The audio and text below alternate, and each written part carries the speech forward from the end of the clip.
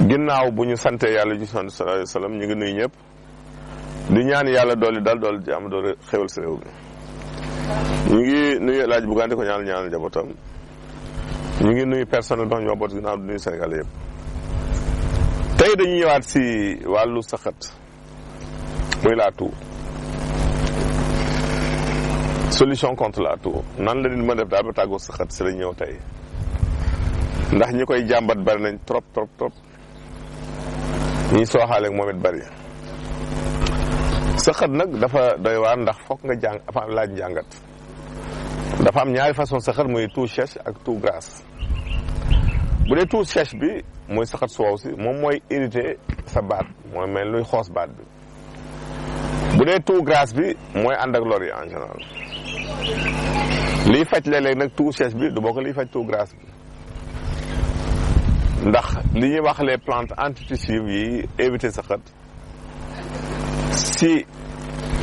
toux sèche bi la gën a aay que beneen toux bi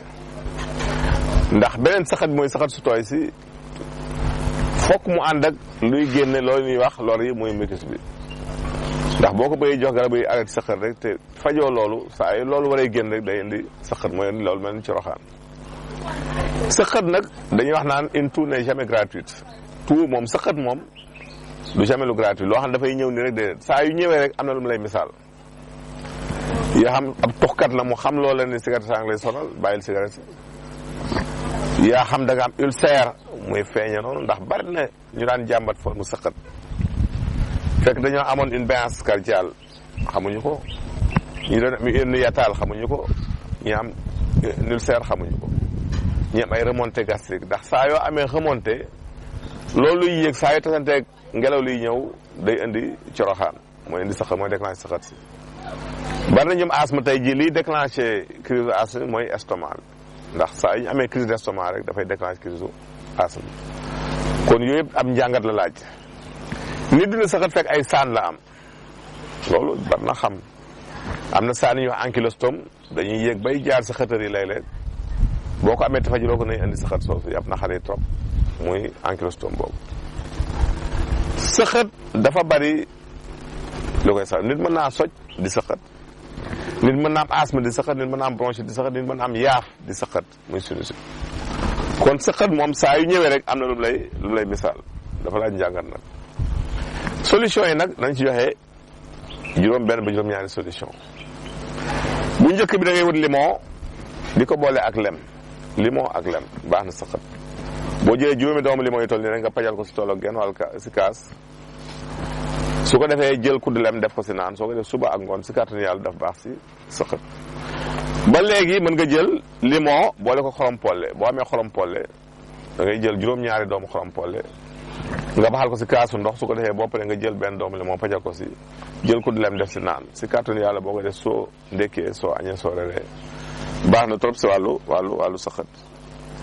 jinjeer dafay faj saxat da nga koy booleeg lem aussi ndax dafa am gingerol am sogol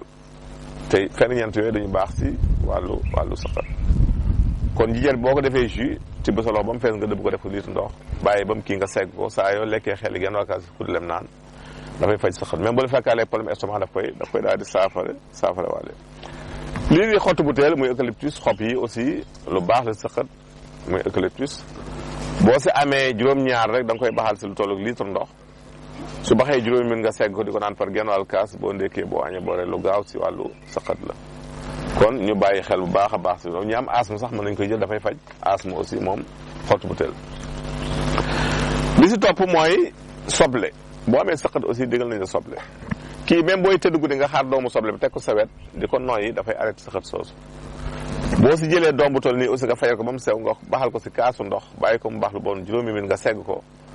naan ko boo xëyee def ko nga woon nga def ko dafay arrêté saxat moom soble kon lu baax la si wàllu soble soo boolee xobu rat aussi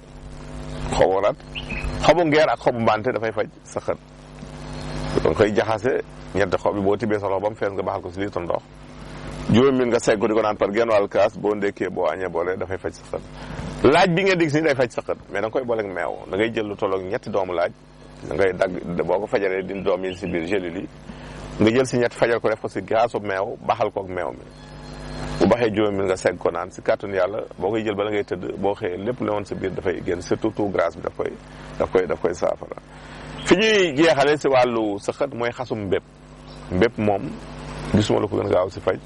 sëqët. boo amee juróom-ñaari xob yi juróom-ñaari xas yi da nga koy fajar ba mu sew nga wal ko def ko sunguf boobu gën a gaaw soo jëlee xas mi wal ko ba nekk fa sunguf saa yoo lekkee da nga siy jël genn wàllu kudd bu ndaw nga def si genn wàllu kaas ndox bu tàng yëngal bàyyi ba mu tey nga segg naan si kàttanu yàlla xasum mbépp moom gi dara gën ko gaaw si wàllu sëqët. même boo amaalee ulcère wala problème gastrique da koy daal di saafara waale moom xasu mbépp boobu ñu koy wax le Tercula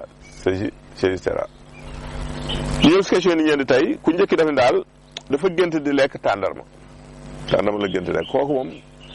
li ñu lay misaal rek mooy une vie paisible et saine maanaam dund koo xamante ni dund ko dal lay doon dund la koo xam ne dundug jàmm lay doon dund la koo xam ne dundug wér lay doon moom lañ lay misaal si gént kooku nga gént di lekk tàndarma. kii dafa gént daal di dox si ay ginnaaw kër dafa gént